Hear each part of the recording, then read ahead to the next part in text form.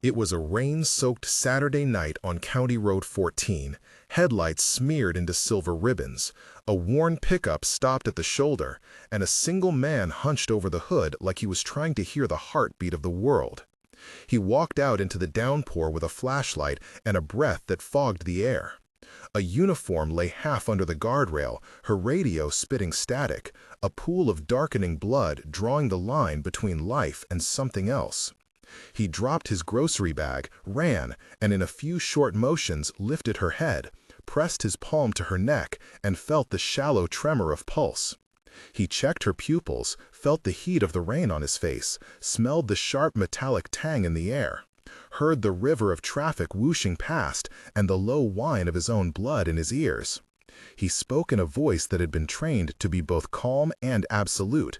He said, "Stay with me. Keep your eyes on me and do not let go." She coughed, blinked, and managed to whisper a warning about being watched. He slipped a gloved hand under her jacket and felt the ridge of a bulletproof plate, the scrape of fabric, the cool slickness of a badge. In the small light, she mouthed a name he did not know, and then everything narrowed to the rhythm of breath and the soft insistence that someone needed to move. He hooked an arm under her shoulders and, with the rain cutting into his skin, carried her to his truck where towels and a hoodie and a sense of urgent purpose turned him from a stranger into a rescuer. On his left wrist, a faded black bracelet bore the words "Never leave a fallen one," the letters rubbed thin by years of work and worry. For a moment, his thoughts flicked to his daughter waiting at home and to a promise made to himself long ago. The question lingered as he turned the keys and aimed the truck toward the hospital. Who was this dying officer, and why had fate chosen him that night to push back against it? What would it mean for a single dad to step into a world he had left behind? Rain, siren, doors slamming, and a distant synth note from music drifted in the mind like a cue. The answer would come, but only after blood and paperwork and choices that would pull an entire town into the orbit of a man who had tried to live small. At the emergency entrance, the lobby smelled of disinfectant and coffee. Fluorescent lights hummed, and the night shift moved like an anatomy of practiced care. He carried her through the automatic doors, her uniform sodden, her boots scraping against tile. She gripped his sleeve with a force that made him straighten. Nurse Jen Park met them in the triage bay, her voice clipped and steady. Captain Rivera arrived from. They moved in a calculation, then surprise. They moved in a choreography of training and habit. The radio crackled, ordering a trauma team, while a monitor appended to the stretcher found a heartbeat and numbers that rolled and rolled. Dialogue filled the room with a blunt intimacy. He said, "I found her on County Road 14. Jen asked, "How long?" He said, "Maybe 10 minutes, maybe less." Rivera said, "We need airway, circulation, and a trauma assessment now." Jen asked if there are weapons on the scene. He said, "She said they were watching." Rivera ordered someone to call Detective Harris. The EMT who had come with him, a young woman named Sarah Caldwell, said, "We need IV access and a pressure dressing." He handed her his hoodie and said, "Wrap it tight." He said, "Tell me what to do," and kept repeating, "Stay with me," to Maria Lopez. The officer who had closed her eyes for a breath then opened them and looked at Lily. In his mind, the little girl who slept with a stuffed fox and a crooked set of teeth he loved. The trauma techs smelled iodine and glue for sutures. They felt the tremor of adrenaline and heard the beep of machines settling into pattern. A technical description of the first aid administered was spoken through practice and steadiness. A rapid assessment of airway, breathing, and circulation. Then a controlled application of a pressure dressing to control hemorrhage, followed by establishing 2 large-bore IV lines with warmed saline and carefully titrated morphine for pain, while maintaining spine precautions and preparing for a CT scan to rule out internal bleeding. That explanation took a breath and fit into the room like a bridge. The nurses worked the lines. The paramedics checked the scene report from dispatch, and the man stood in a corner with damp clothes and hands that still smelled of rain, while the officer for whom he had risked everything was wheeled toward the scanner. After the initial chaos, the pair were led to a small family room where the fluorescent glare softened into practical lamps, and the single dad sank into a vinyl chair and tried to organize thought into the few sentences a hospital asked for. Name, relationship, next of kin. He called his daughter Lily on speaker, and the little voice answered, and then went quiet when he said, "Daddy needs to go to the hospital, but I am all right." He could feel the ache of absence, like a bruise under ribs he had worked to harden. In the waiting room, the smell of microwave dinners from vending machines mingled with perfume and the bitter acid of cold coffee. A man named Omar from the front desk offered him plastic cups of water and a blanket. He introduced himself as Mark Benson, a namesake of no particular note, a single dad who worked day jobs and night shifts to keep bills paid. He had a tattoo along his forearm that read "Field Medic" in block letters faded by time, a relic from a decade ago when he had been part of a unit overseas and had learned to keep people alive with little more than grit and a roll of gauze. Lily, almost 7, was asleep with a drawing of a red truck in her backpack, and a babysitter named Ruth had promised to stay with her until Mark had clarity.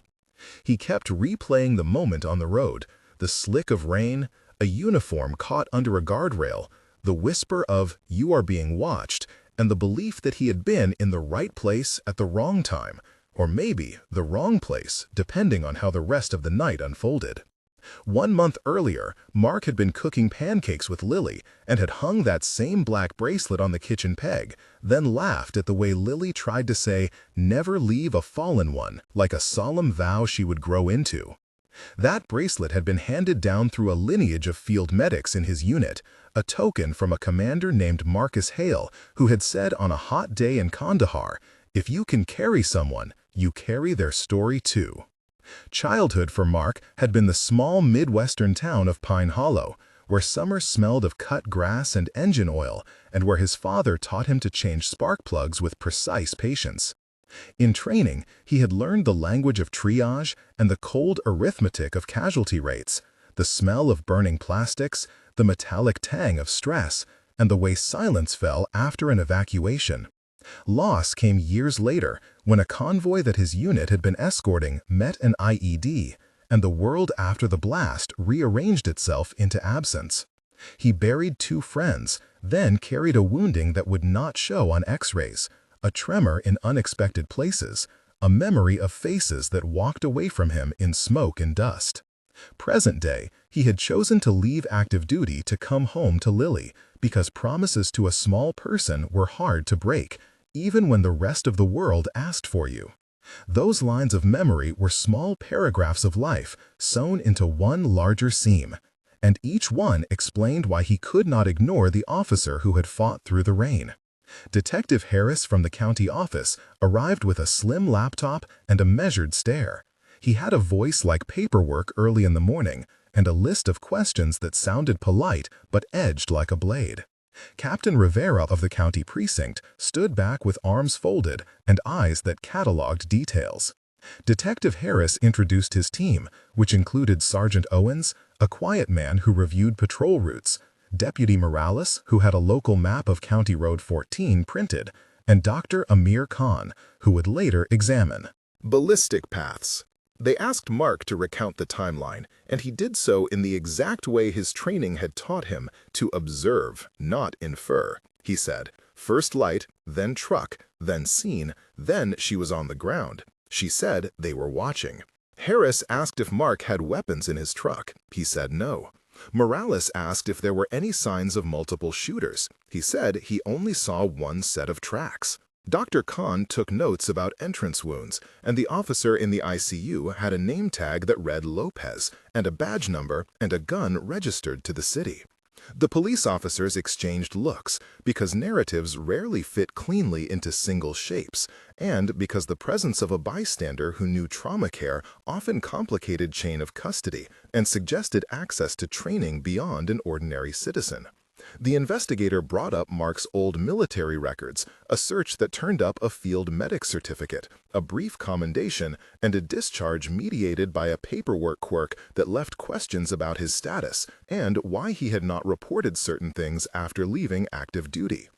In an interlude, the forensics tech explained in clinical terms the chain of custody would be preserved by cataloging all physical evidence from the scene, sealing and labeling packages with timestamps and signatures, then storing them in an evidence locker with surveillance until lab analysis. This process was methodical, keeping things unbroken and admissible under scrutiny, and it required strict logging to prevent contamination. That procedure calmed some people and triggered suspicion in others, and it ensured the narrative would be measured in ink in the days to follow.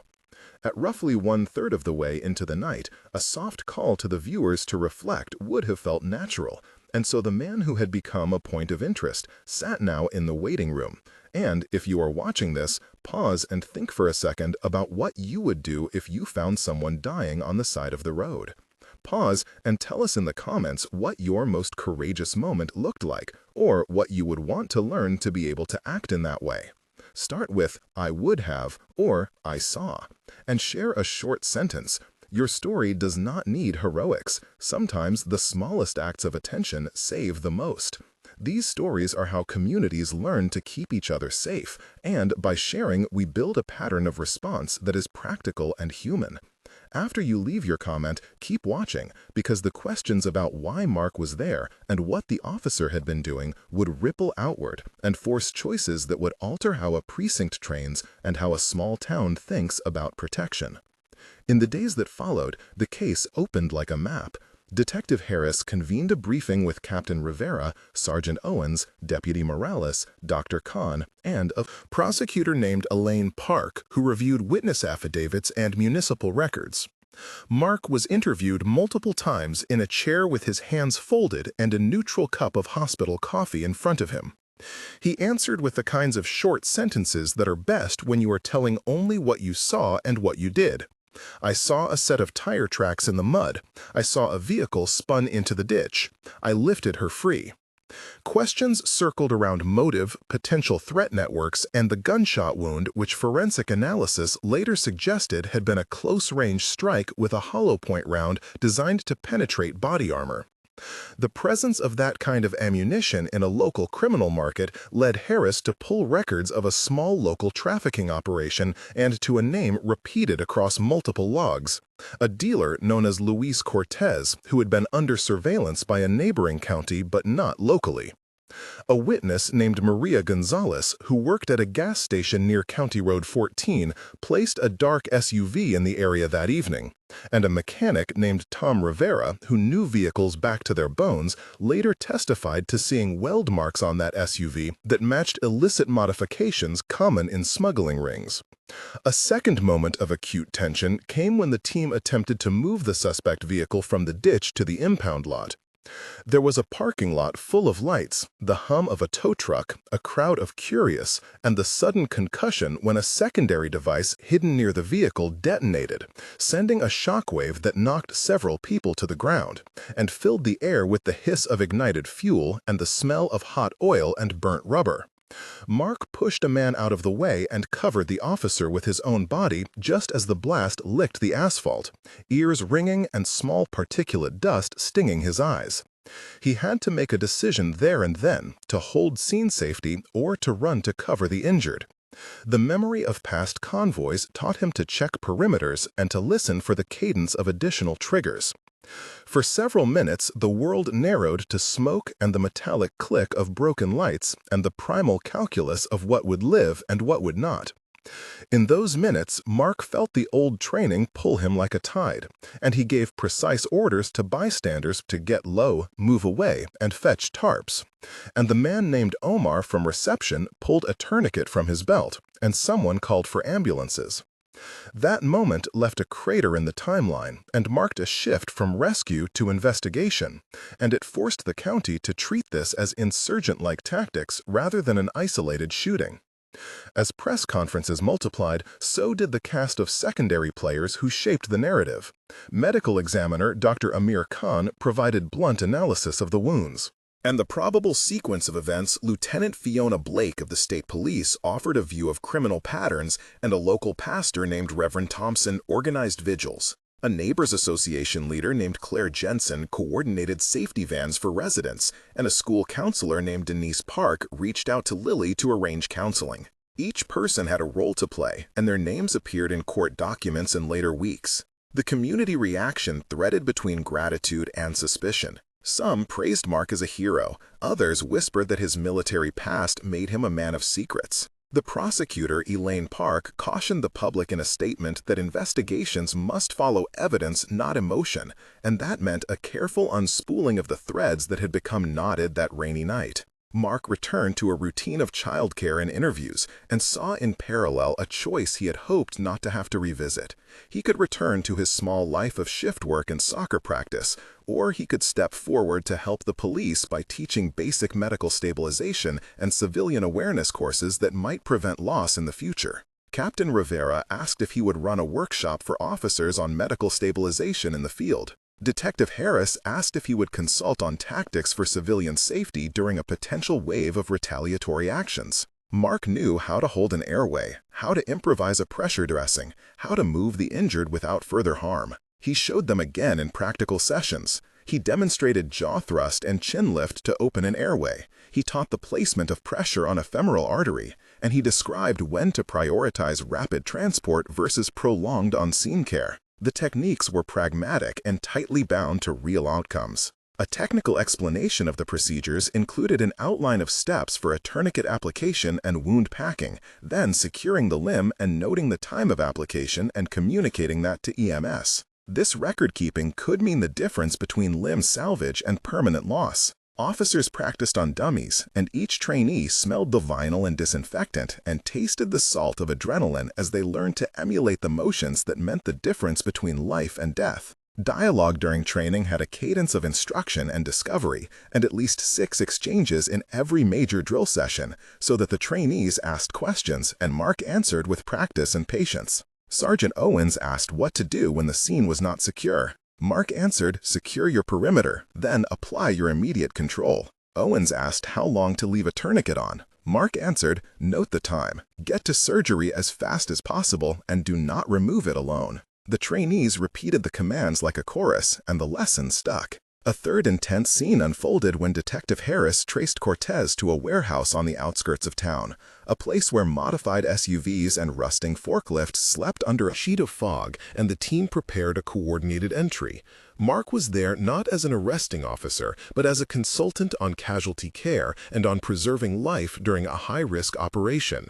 They deployed at dawn with flashbangs and battering rams and a slow, methodical rhythm that had to balance speed with caution. The raid involved 6 to 8 back-and-forths of command-style communication in the moment. The leader called stacking positions. Mark replied, "I will set a casualty point inside." Harris asked if he was secure. Mark said, "Yes, give corridor clearance." Rivera said, "Breachers on my signal." Owen said, "Watch for booby traps." Morales called, "Confirm visual on target."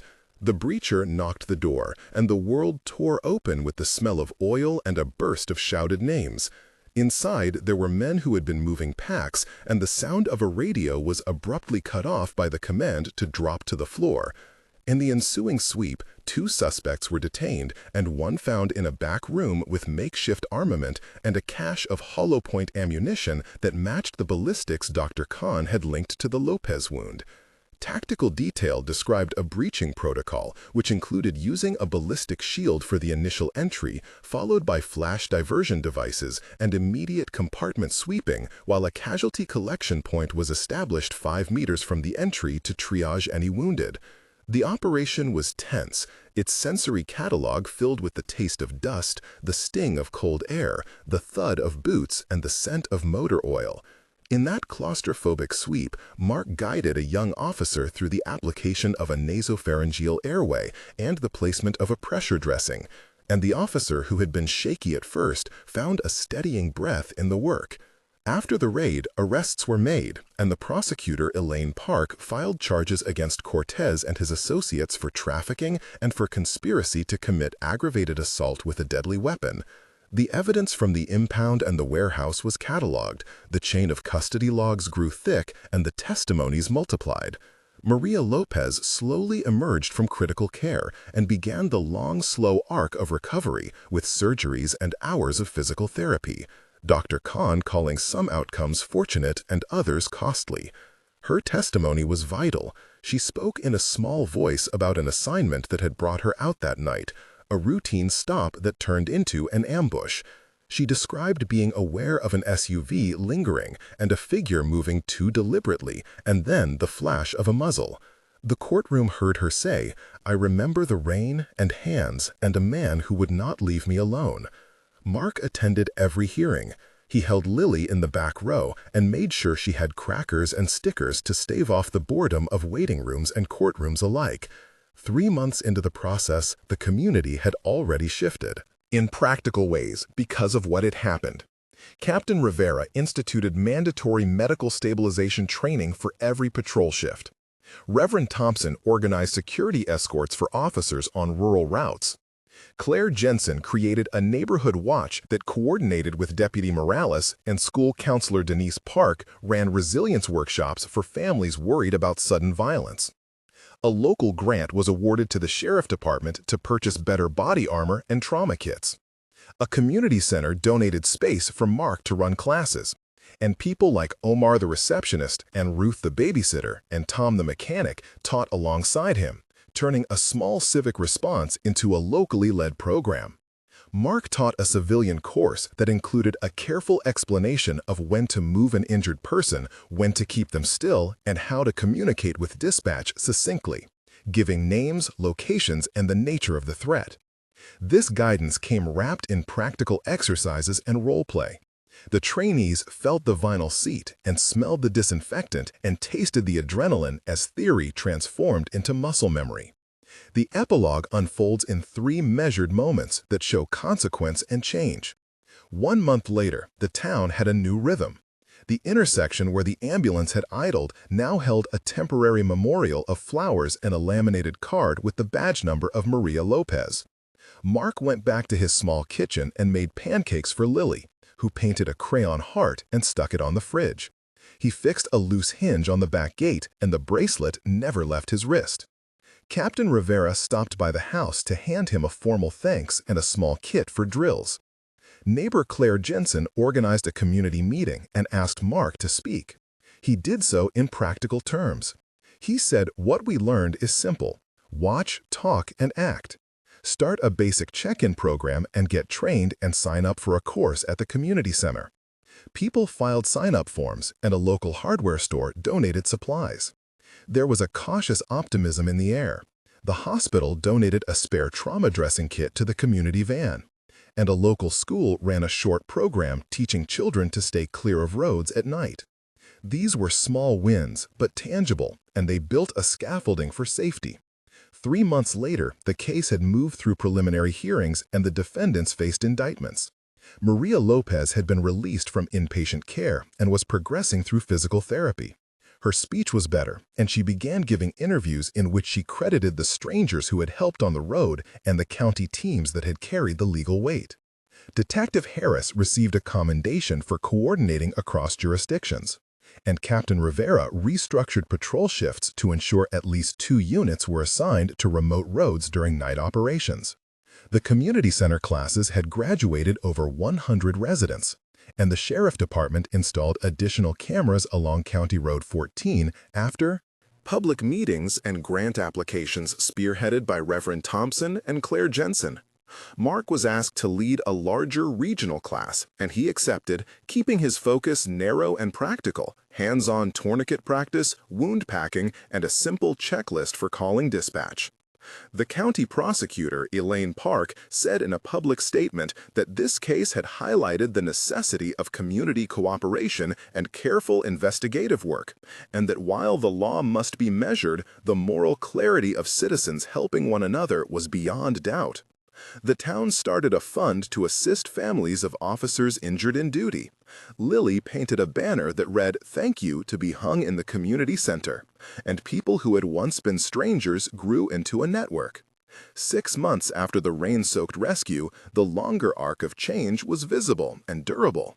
Courtroom proceedings had concluded with convictions for the ringleader and sentencing that included restitution to the victims and a county-wide review of ammunition flows. Maria Lopez had returned to limited duty wearing an adapted vest, and she volunteered at classes sharing what she could about situational awareness.